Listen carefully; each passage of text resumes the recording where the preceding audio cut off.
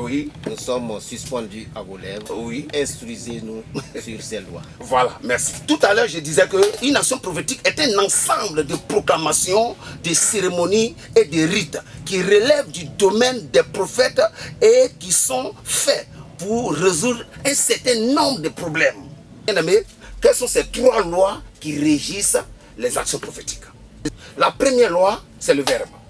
C'est la parole. C'est pour ça que vous voyez que Dieu a créé toutes choses par la parole. Et quand vous partez dans Jean chapitre 1, le verset 1, la Bible dit au commencement était la parole. Et la parole était avec Dieu. Et la parole était Dieu. Elle était au commencement avec Dieu. Toutes choses ont été faites par elle. Rien de ce qui a été fait n'a été fait sans elle. Donc, tout ce qui existe aujourd'hui dans le monde spirituel, comme dans le monde matériel, est venu à l'existence grâce au pouvoir, grâce à la loi du verbe, la loi de la parole. Quand vous lisez dans Genèse chapitre 1, la Bible nous dit que au commencement, Dieu créa les cieux et la terre. Donc, qu'est-ce qui se passe? Comment Dieu a créé? Maintenant, on va définir en détail à partir du verset 2, 3 là-bas, comment Dieu a créé la terre, les cieux et la terre. Il dit, Dieu dit que la lumière soit. Vous voyez? Donc, dans le monde spirituel, la loi de la création, c'est le verbe. C'est pour ça que dans tout, vous allez partir où il y a spiritualité, il y a toujours parole là-bas. On va te donner quelque chose à faire, on va te dire cette chose-là. Il faut faire telle parole ici, il faut dire telle parole. Pourquoi? Parce que c'est par la parole qu'on crée dans le monde spirituel. Tandis que dans le monde matériel, on ne peut pas créer par la parole. Par exemple, pour faire des enfants, c'est par la procréation. La procréation, c'est l'union d'un homme et d'une femme pour qu'un enfant puisse naître. Or, Dieu, pour créer, il a parlé. Et puis les choses ont commencé à exister. Dieu a parlé et la nature a commencé à exister. On dit en psychologie, nous devenons ce que nous disons. Ce que nous disons finit par nous influencer, finit par nous dominer. Imagine quelqu'un qui passe son temps à dire à son enfant, tu es nul, tu ne vas rien devenir, vaut rien comme ça. Bien, tu ne vas rien devenir. Ces paroles que tu as été de dire là, sans savoir, tu vas voir qu'un matin tes enfants sont devenus ça. Pourquoi? Parce que ces paroles que tu dis dans le monde spirituel sacré. Donc quand tu dis des paroles négatives, tu vas voir que ces paroles vont se réaliser parce que c'est le pouvoir du monde spirituel qui permet la création. Donc en disant des paroles, tu amènes à l'existence des choses qui n'existent pas. Tu es en train de créer comme ça. Parce que c'est la loi selon laquelle le monde spirituel crée. C'est une loi du monde spirituel. Elle est universelle. Vous allez voir que quand on parle de spiritualité, je vais élargir. Quand on parle de spiritualité, la sorcellerie aussi fait partie de la spiritualité, puisqu'ils utilisent les lois du monde spirituel. Donc vous allez voir, même quand un sorcier veut faire quelque chose, il a besoin d'utiliser la parole. C'est la parole qu'il utilise, ajoutée à d'autres actions, que nous on appelle ici actions prophétiques.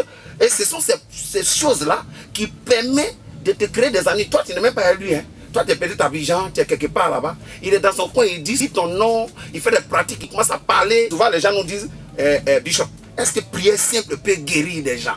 Mais les gens ne savent pas que la prière n'est pas simple. La prière, c'est une loi du monde spirituel par laquelle les choses sont créées. Les choses viennent à l'existence. Donc, quand tu commences à prier dans la vie de quelqu'un, c'est des proclamations que tu fais. Donc, tu réponds, tu agis selon la loi du monde spirituel par laquelle on crée.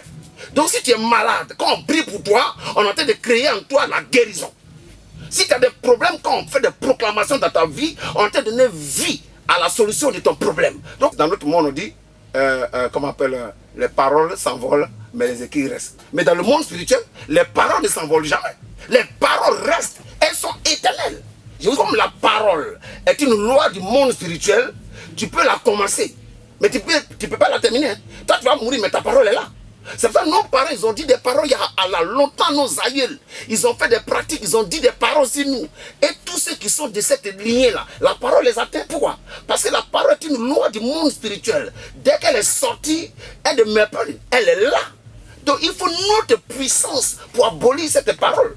Donc la prière n'est pas une parole en l'air. La prière, c'est l'application de la loi du verbe, la loi de la création, la loi qui régit le monde spirituel, la loi laquelle on crée, on amène les choses à l'existence.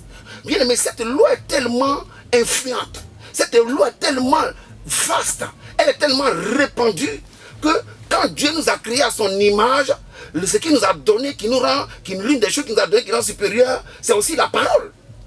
Donc la parole aujourd'hui est le moyen de communication, le moyen de vivre ensemble, le moyen d'élévation spirituelle, le moyen... Donc vous voyez que la parole, ce ne sont pas des mots simples. C'est une loi du monde spirituel. C'est pour cela, bien aimé, il ne faut pas avoir l'habitude de t'asseoir pour dire des paroles négatives sur toi, pour dire des inutilités sur toi. Parce que c'est ce que tu es en train de dire. Pour toi, dans le monde physique, les paroles se sont envolées. Mais dans le monde spirituel, ces paroles sont là. Et un jour, quand quelqu'un va vouloir te faire du mal dans le monde spirituel, ce sont tes propres paroles-là qu'il va prendre pour envoyer ça contre toi. Voilà le problème. Donc le verbe ici, c'est la loi du monde spirituel qui permet la création, qui amène des choses à l'existence. Ça, c'est la première loi.